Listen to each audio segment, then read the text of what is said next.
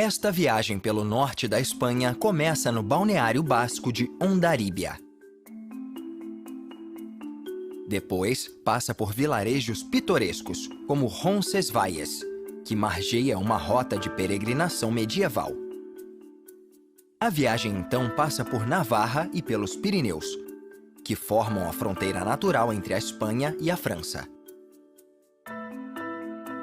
Depois, segue até Pamplona, a capital navarra, famosa pela corrida dos touros.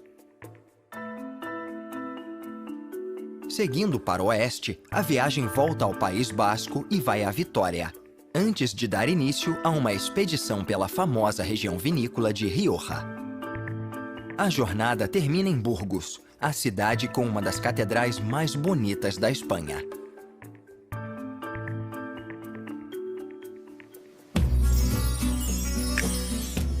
A cidade basca de Hondarribia fica na ponta de uma baía que separa a Espanha da França.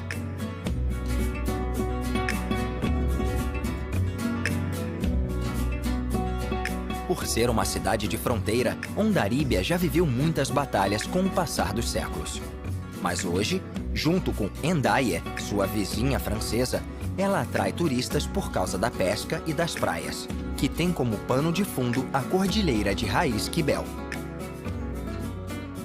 Visitantes não só gostam de relaxar nas praias da Baía de Chingudi, mas também podem aproveitar a culinária basca e as tradições da vinicultura secular. A última cidade murada da região, Hondarribia, protegia a região contra os invasores que tomaram os Pirineus durante conflitos europeus do século XVI. Hoje as coisas são um pouco diferentes, já que o aeroporto de San Sebastián oferece acesso fácil à costa espanhola. A cidade dá boas-vindas aos visitantes que aterrissam na pista que margeia o rio. Foi só em 1992 que a França e a Espanha decidiram permitir que jatos pousassem aqui. Depois de passar pela cidade, a viagem segue para o coração dos Pirineus, na fronteira com a França. Os primeiros picos e vales da cordilheira fazem parte do Parque Natural de Las Peñas de Aya. É uma formação singular, com picos que formam a ponta oeste da cadeia de montanhas. Este é o rio Bidasoa, que marca a fronteira entre a Espanha e a França. Outra fronteira natural é a maior aresta dos Pirineus, que se estende por quase 500 quilômetros, da Baía de Biscaia até o Mar Mediterrâneo. A viagem segue para o leste e chega ao limite do Parque Natural del Senhorio de Bertiz. Ele é composto por 2.000 hectares de floresta atlântica, cobertos basicamente por faias e carvalhos. A jornada agora vai até Elizondo, o maior dos 15 vilarejos espalhados por este lindo vale. Em 1813, ele foi a base do exército britânico durante a Batalha dos Pirineus. Elizondo fica às margens do rio Bastan e tem várias grandes propriedades e até pequenos palácios. Além de conter uma grande variedade de espécies, estas montanhas contêm a maior população de abutres da Europa. Este é um bando do chamado abutre folveiro, o mais comum da região. Devido às medidas de prevenção contra a doença da vaca louca, os alimentos se tornaram escassos para estas aves. O problema chamou a atenção do mundo depois que abutres folveiros atacaram o corpo de uma trileira alguns instantes depois de ela ter falecido. Sobre esta colina, fica o que pode parecer mais um dos inúmeros vilarejos que cobrem o vale. Mas Roncesvalles é especial, porque fica em uma das mais importantes rotas de peregrinação cristã do mundo, o caminho para Santiago de Compostela, ainda utilizado por milhares de pessoas todos os anos. Esta abadia do século XI já foi conhecida pelo tratamento generoso dado aos peregrinos que buscavam alimento e abrigo em sua jornada. Reconstruída em 1400, ela é considerada o exemplo mais antigo de arquitetura gótica da Espanha. Mais ao norte fica uma pequena capela conhecida como a Igreja de São Salvador de Ibañeta. Ela foi construída sobre os vestígios de um pequeno mosteiro do século XI, também utilizado como centro médico para peregrinos. Foi nesta colina, em Ibañeta, às margens da antiga estrada dos Pirineus Orientais, que Rolando, o lendário líder militar, morreu numa batalha em 778, marcando a derrota do imperador Carlos Magno. Estas estradas sinuosas tiveram um importante papel estratégico até na história mais recente.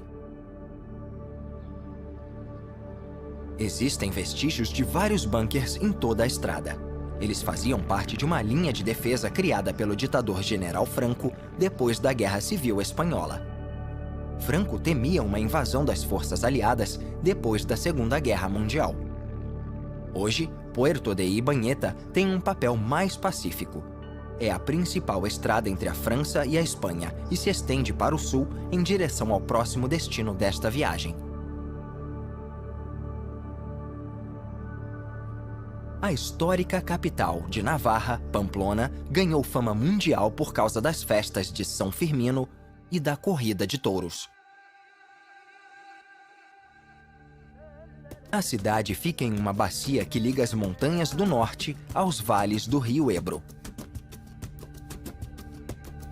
No coração da cidade fica a Praça do Castelo, onde feiras, touradas e desfiles são realizados. Um dos símbolos de Pamplona são as duas torres da igreja gótica de São Saturnino, do século XIII. O relógio da torre, que tem no topo um galo dos ventos, anuncia o início da festa de São Firmino todos os anos e as corridas diárias de touros. Por ter tido papel estratégico na defesa dos Pirineus durante séculos, a cidade proibiu a expansão urbana além de suas muralhas originais. No entanto, depois da Primeira Guerra Mundial, o exército permitiu que as fortificações do sul fossem destruídas, e a cidade se expandiu com a construção de grandes prédios. Hoje, Pamplona tem um dos melhores níveis de qualidade de vida da Espanha. Nos limites do bairro antigo, fica o monumento mais famoso de Pamplona, a Catedral de Santa Maria. Criada no local de uma antiga catedral romanesca, sua construção começou em 1394 e se estendeu por todo o século XV, o que fez com que ganhasse o formato de uma cruz latina. A fachada neoclássica foi acrescentada à construção no fim do século XVII. O templo gótico foi usado durante muito tempo como a arquidiocese da cidade. Nele eram realizados coroações e velórios dos reis medievais de Navarra. Um passeio por Pamplona não ficaria completo sem uma visita à Plaça de Toros, a chegada oficial da corrida de touros. Construída em 1922, a arena pode receber quase 20 mil pessoas. A Casa de Misericórdia, uma instituição de caridade, é proprietária da arena e usa os lucros para financiar suas ações. A restrição das muralhas fez com que Pamplona praticamente não se desenvolvesse durante a Revolução Industrial. Depois que a cidade foi liberada de sua função militar, ela prosperou e se tornou um centro comercial de Navarra no fim do século XX. Um cinturão de fábricas e casas de operários passou a cercar a cidade quando a indústria automobilística começou a dominar a economia. Com uma arquitetura mais moderna, estas regiões periféricas criam um contraste interessante com o bairro antigo. Outro setor que vem crescendo em Pamplona é o da energia renovável. Mais de 70% da eletricidade de Pamplona vem de fontes renováveis como o vento. O que contribui para o fato de a Espanha ser o quarto maior produtor de energia eólica do mundo. Esta vasta fileira de cataventos foi criada por uma das maiores companhias de fabricação de turbinas eólicas do mundo.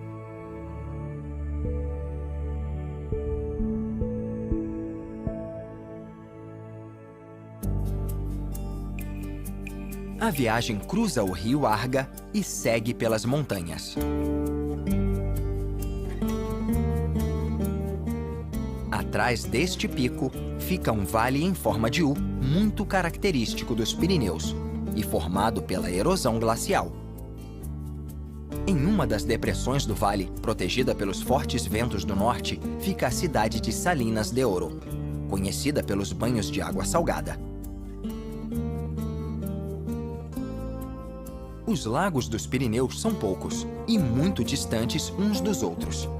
Um deles é o Ayos, que permite que os moradores da região pratiquem windsurf, já que recebe fortes rajadas de vento.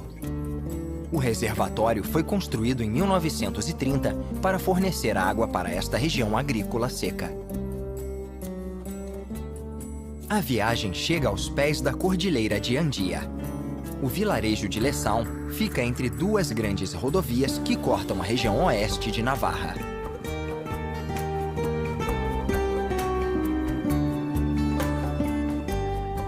Esta grande escarpa faz parte das cordilheiras de Urbaça e de Andia. Juntas, elas formam um enorme parque natural que se estende por 21 hectares no noroeste de Navarra. As montanhas criam uma barreira geográfica que separa duas grandes zonas climáticas, a Mediterrânea e a Atlântica. Faias cobrem 70% do parque. Entre elas existem apenas áreas de pasto muito planas com aproximadamente 1000 metros de altitude. São chamadas de rasos e contêm urzes e espinheiros brancos. Esse tipo de cordilheira é conhecido como kárstico, pois seu solo de calcário permite que a água penetre na superfície e corra pelo solo, limitando massas de água como rios e lagos. Essa drenagem cria uma grande quantidade de grutas, dolinas e precipícios em todo o parque, o que o torna o lugar ideal para amantes das cavernas.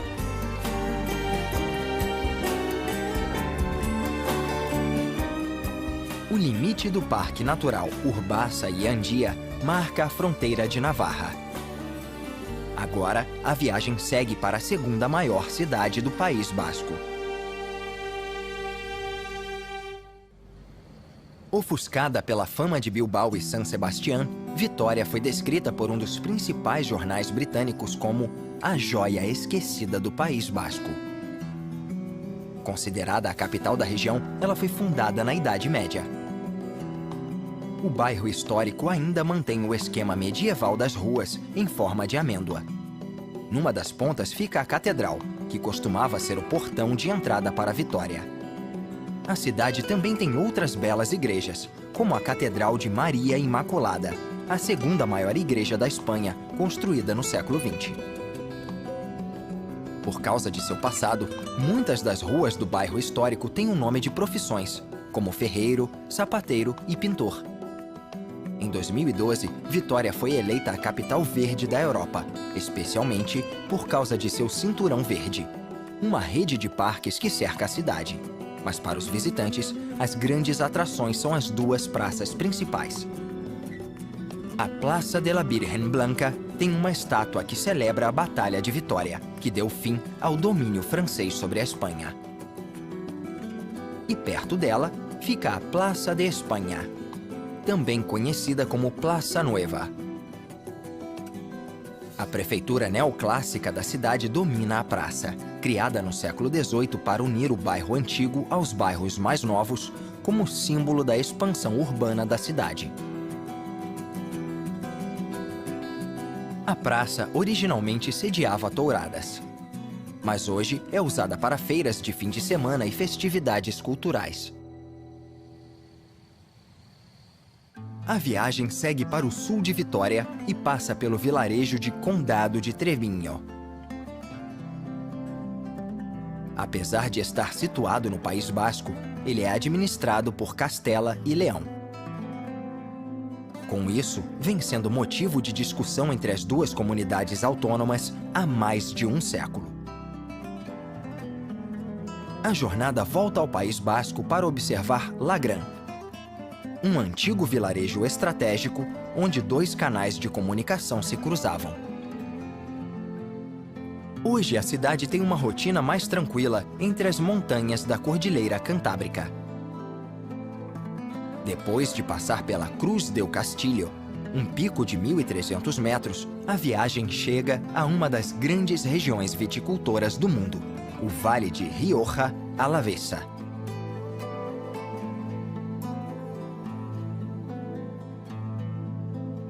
A porta de entrada da região é a pitoresca cidade de La Guardia. Pousada sobre uma colina, ela fica cercada pelos vinhedos e vinícolas mais famosos da Espanha. Uma muralha construída pelo rei Sancho IV no século XIII cerca a cidade. A igreja de San Juan Bautista, do século XVIII, fica em sua extremidade sul. Quando La Guardia deixou de ser um posto militar, os habitantes começaram a aproveitar as condições dos túneis da cidade para fabricar e estocar vinho. Hoje, ela é uma cidade próspera, cheia de restaurantes e hotéis finos. Nas chamadas bodegas, os visitantes podem experimentar os melhores riojas da região.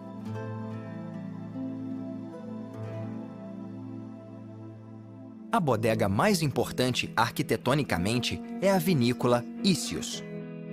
Inaugurada em 2001, ela foi concebida para ser um templo em homenagem ao vinho.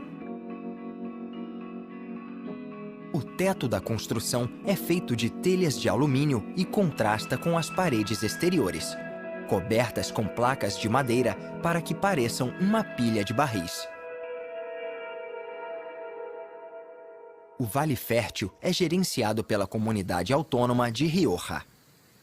A região é dividida em 3 sub-regiões, mas toda a produção é vendida sob uma denominação de origem controlada.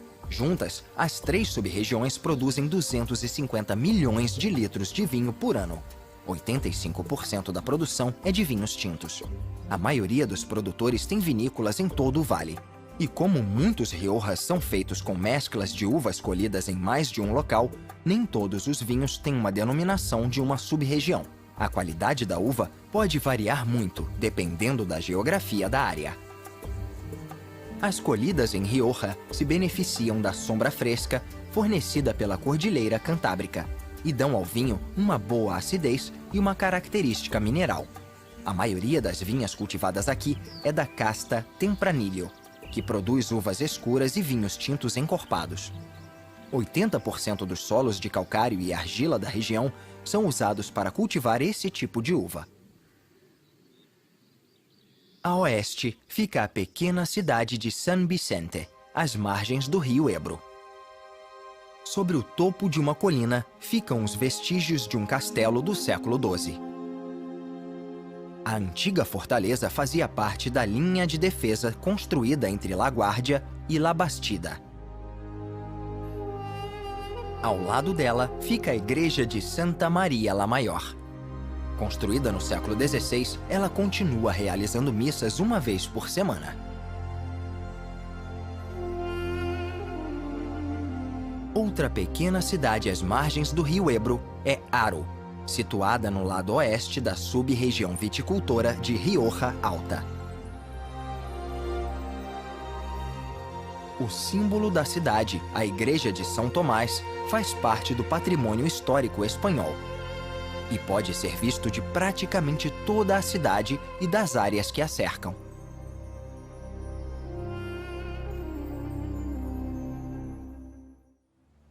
Uma relíquia medieval esplêndida fica a cerca de 1 quilômetro ao norte da cidade.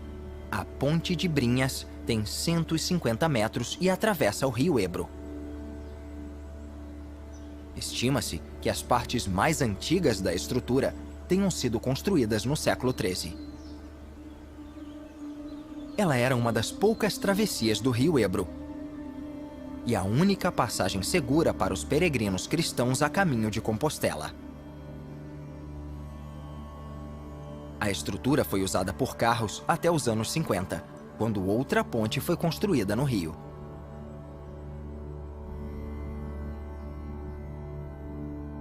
Perto dela fica o vilarejo de Sarrazara, cercado por vinhedos por todos os lados. O chamado Castilho Palácio, construído no século XV, quando o vilarejo se tornou propriedade dos Belasco, observa a cidade. Hoje, ele é a vinícola mais famosa de Sarrazara. A viagem deixa Rioja e as vinícolas e segue para o sudoeste, passando pelas planícies áridas de Castela e Leão. Esta é a formação geológica que separa o Planalto Central da Península Ibérica do Vale do Rio Ebro. A região contém uma paisagem muito variada, com cordilheiras, planícies e depressões. Os cânions estreitos são singulares e sinuosos, e interrompem a continuidade dos planaltos com padrões variados. Um voo baixo por uma das ravinas revela como todos os espaços disponíveis no vale foram cultivados. Enquanto Rioja basicamente é coberta de vinícolas, Castela e Leão é uma grande produtora de cereais, conhecida como o celeiro da Espanha. O caminho sinuoso leva a viagem pelo norte da Espanha a seu último destino.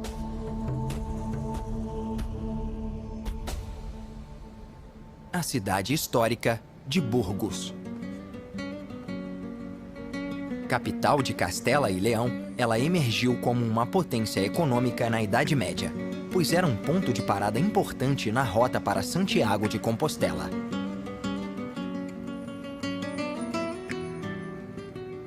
Burgos é famosa por sua ligação com o herói espanhol do século XI, El Cid, criado e educado na cidade. O local também teve papel importante durante a Guerra Civil Espanhola, já que foi base para o governo nacionalista rebelde do General Franco. Mas hoje a cidade agitada de 180 mil habitantes é mais associada à culinária fina, aos passeios arborizados e aos muitos marcos históricos. Com muitos bons exemplos da arquitetura gótica espanhola, Burgos conseguiu preservar grande parte de seu passado, como o Arco de Santa Maria. A ponte que cruza o rio Arlançon leva os pedestres a um arco de calcário, construído no século XVI para receber o imperador Carlos V em Burgos. A fachada exibe estátuas de figuras importantes da história da cidade. Mas a última atração da viagem é a melhor. Esta é a Catedral de Burgos, considerada Patrimônio Mundial pela Unesco. A construção começou em 1221, depois continuou esporadicamente pelos 350 anos seguintes. Todas as fases da construção usaram os melhores arquitetos da Europa. A fachada foi inspirada nas catedrais de Paris e Reims. Além disso, o projeto tem 3 andares, arcos e janelas inspiradas no estilo francês da época. A construção ficou parada por 200 anos e foi retomada em meados do século XV, quando ornamentos elaborados foram acrescentados.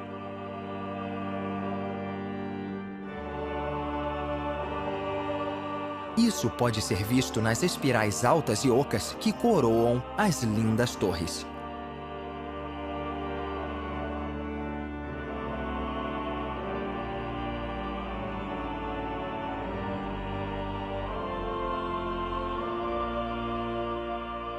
Em 1917, o túmulo de El Cid foi transferido para a Catedral de Burgos, o que deu ao herói espanhol um local de descanso resplandecente. É um lindo lugar para encerrar esta jornada.